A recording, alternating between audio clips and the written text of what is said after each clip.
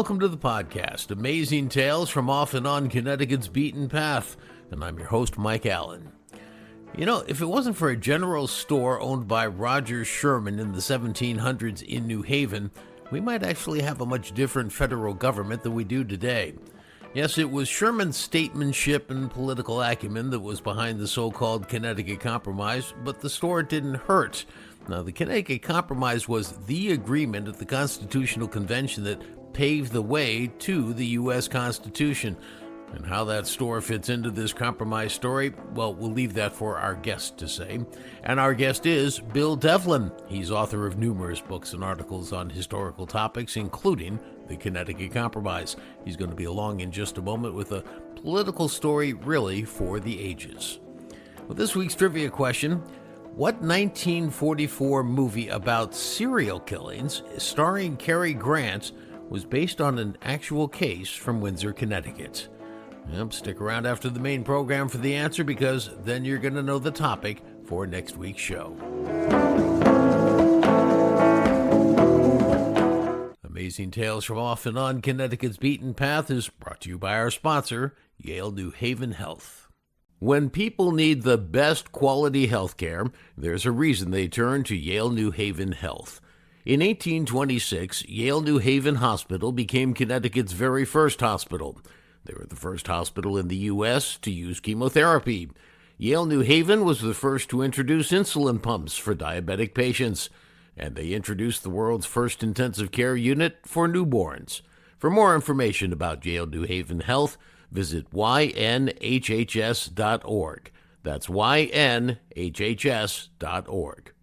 For today's episode, we travel back to the latter part of the 1700s.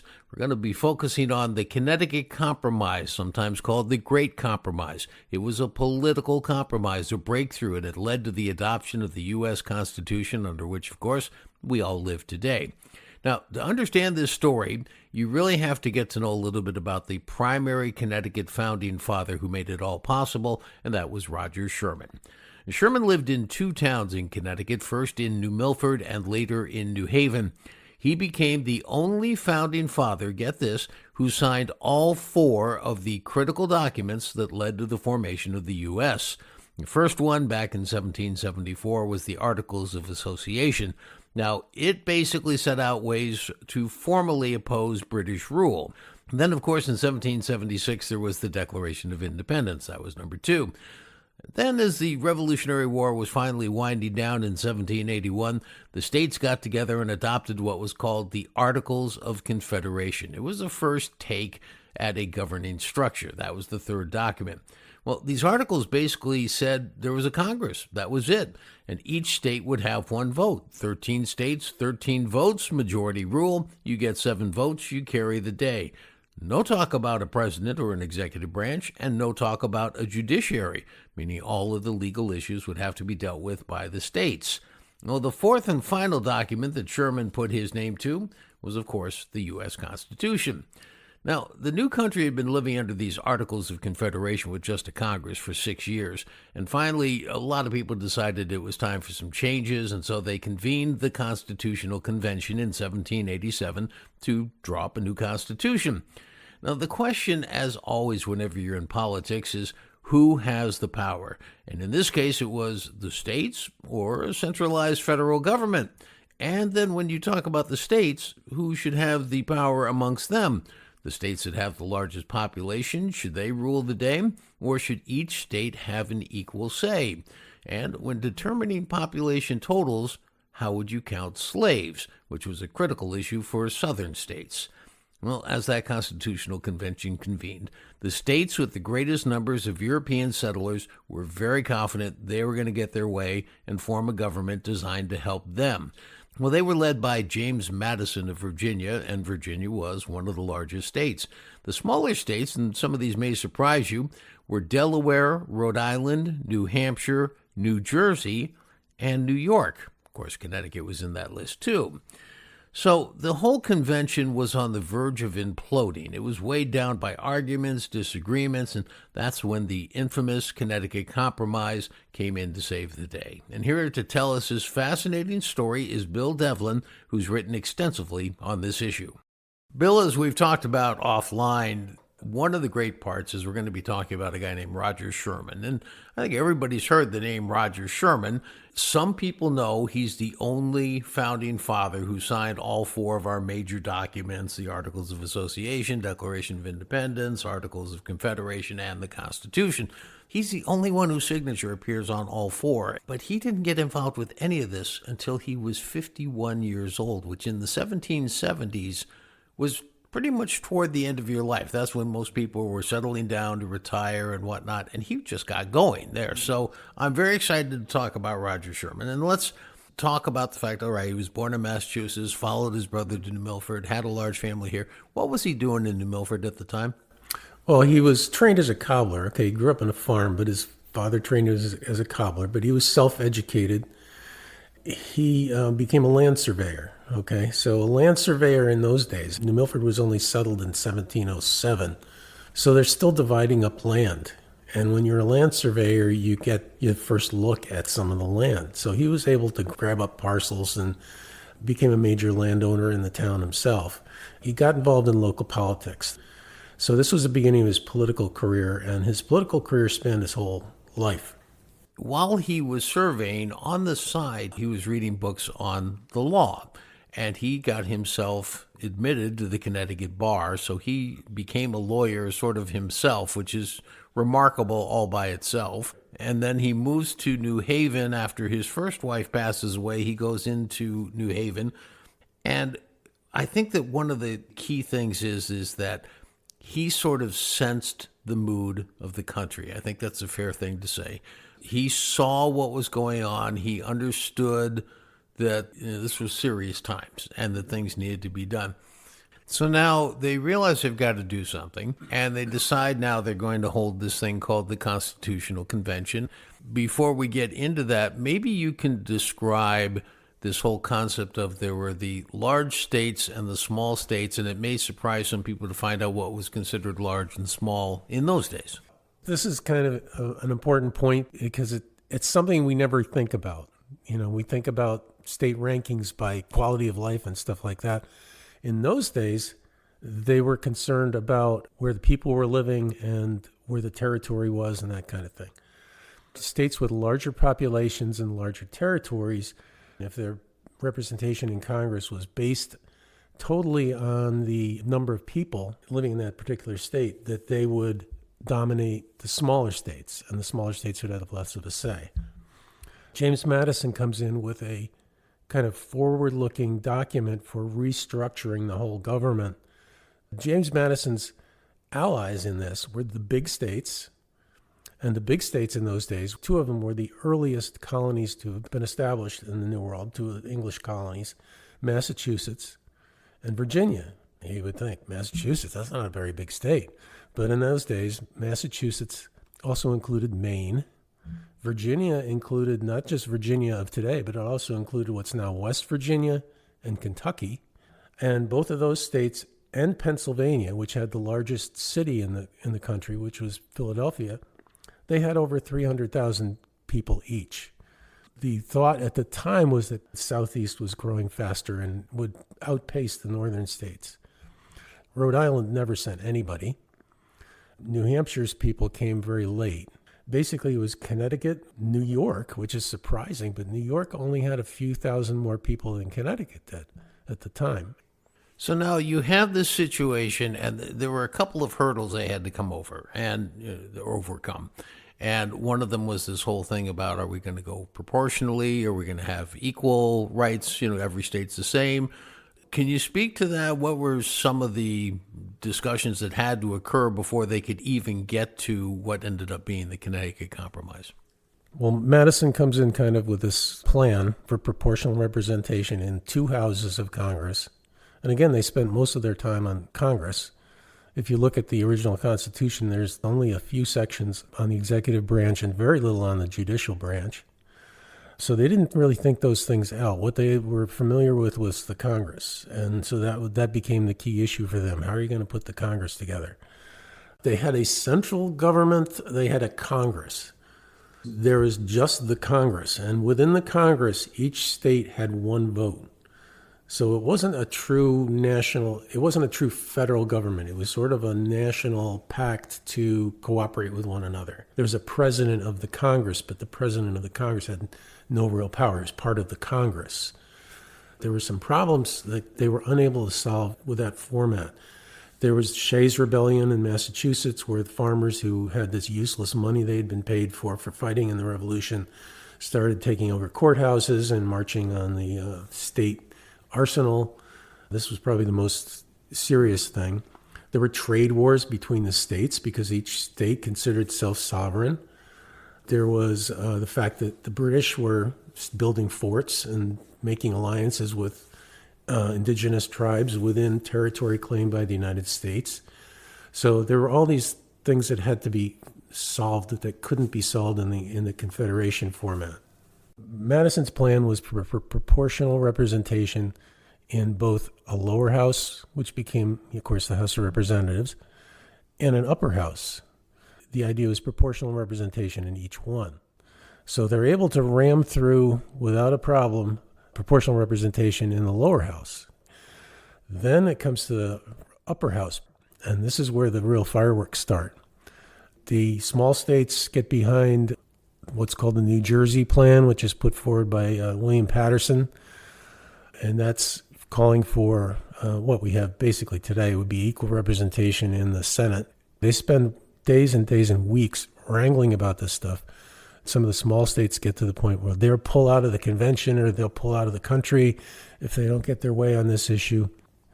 And when it comes to a vote, it's a very interesting thing. One thing we didn't mention about Roger Sherman is that he had a store in New Haven.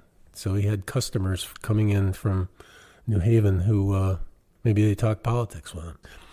The thing about Roger Sherman that's very interesting is that despite the fact that he's respected for his political career and because he's so crafty kind of with his political instincts, despite that, he's in a world where most of the leaders are these guys you see in the paintings with the wigs and the, the fine clothes and all that stuff. And he doesn't dress like that. His mannerisms are very country kind of mannerisms. He dresses very plainly and very differently. So he stands out because he is much different from the rest of the delegates at the Constitutional Convention. The only person I can compare him to, this impression that people would have had of him to a person today would be somebody like John Fetterman of Pennsylvania, the senator who dresses in the hoodies and the shorts and the rest. They would be looking at him like, what the heck are you doing? He's already considered sort of a person who's experienced, somebody who you should listen to. By the time he's doing this stuff, he's kind of considered kind of an elder statesman. Other than Benjamin Franklin and George Washington, Roger Sherman is the oldest person at the Constitutional Convention in 1787. So we know Roger Sherman wasn't in favor of Madison's plan. How was all the, politics shaping up at that point? At this point, Rhode Island's not there because Rhode Island doesn't want anything to do with changing the Articles of Confederation. New Hampshire hasn't gotten there yet. So there's only 5 states that are small states that are there to oppose Madison's kind of block. What they're voting on here is proportional representation in the upper house. Madison expects to be able to get this through too. So the vote happens, the vote goes down. It looks like Madison's going to get it. And then they get to Georgia. There's a rule that if the delegation from Georgia is split, or the delegation from any state is split, if they don't agree, then that vote is canceled out. What had happened was a couple of the Georgia delegates had left because there was an issue coming up in Congress which would have affected them. And there were 2 people remaining in Philadelphia. One of them was a guy who was definitely a Madison supporter. The other guy was a guy named Abraham Baldwin, who had just moved down to Georgia from Connecticut. He was a lawyer. He'd set up a law practice up in the frontier area, but he was from New Haven. And he knew Roger Sherman. So he's against this. And it splits the delegation. So it comes out as a tie in this crucial vote. So at this point is when the Connecticut Compromise gets proposed. And the committee is appointed. 2 weeks later, the committee report comes back recommending equal representation in the upper house. Anyway, they come back, they vote on the Connecticut Compromise, and that's settled. Meanwhile, they've spent almost the whole summer until late July, from late May to late July, arguing about this issue. It's an imperfect union, but it has gotten us this far at least. Right, and a lot of people today look at it and look at the inequality between a state like Wyoming with less than 1 million people having the same number of votes as, New York or California. I'm not going to say whether that's good or not, but why it's there is because they had invested a lot in this thing and they wanted to save the convention. Some of the bad compromises, the things we look at as bad compromises or bad things that were done at that, are done because these delegates had to do something that was pretty overwhelming. They were forming a new government in secret over the summer. They didn't all come down with the intentions of doing that. The states were founded as colonies with much different causes, different people. They shared the basic British legal traditions and political traditions, but there was a lot of difference. There's differences in religion between North and South. There's differences in the economy. There's differences in the way they were governed. Connecticut is the only state there at the convention that has been fully self-governing. And they were not particularly anxious to change the Articles of Confederation that much. I think Sherman kind of went into the convention thinking, there's things that need fixing here, but if it ain't broke, don't fix it. And he didn't want to give up the idea of state sovereignty. That's one of the reasons why we have what we have. And the fact that they had to compromise to get this thing through is one of the reasons why we have the 3/5 compromise about representation of slaves being counted as part of the representative population, and the slave trade compromise about ending the slave trade for 20 years. Of course, the other thing they came up with at this Constitutional Convention that to this day not everybody agrees with was the Electoral College. Sherman was against the Electoral College. I think he wanted state legislatures to choose the president, to choose the executive. There were others that wanted Congress to choose the executive. That's what's done in the British Parliament. Madison's plan was very much influenced by a French philosopher named Montesquieu, who pushed for the idea of separation of powers.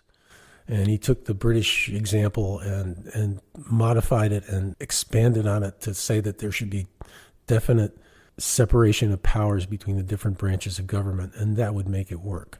It's sort of like an engine which requires, one gear to go one way and another gear to go another way. That's how they thought in those days. That was the age of reason, the age of enlightenment. Now, we really have to give credit where credit is due. We've been talking about Roger Sherman through this whole episode, but he got a lot of help from one of his other Connecticut representatives to the convention, Oliver Ellsworth. Together, they guided the Connecticut Compromise through the Constitutional Convention.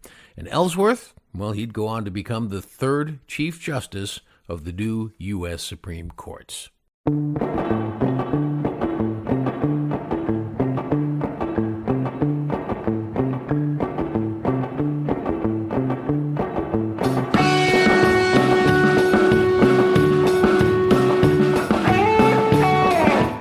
Wraps up this episode of Amazing Tales from Off and On Connecticut's Beaten Path.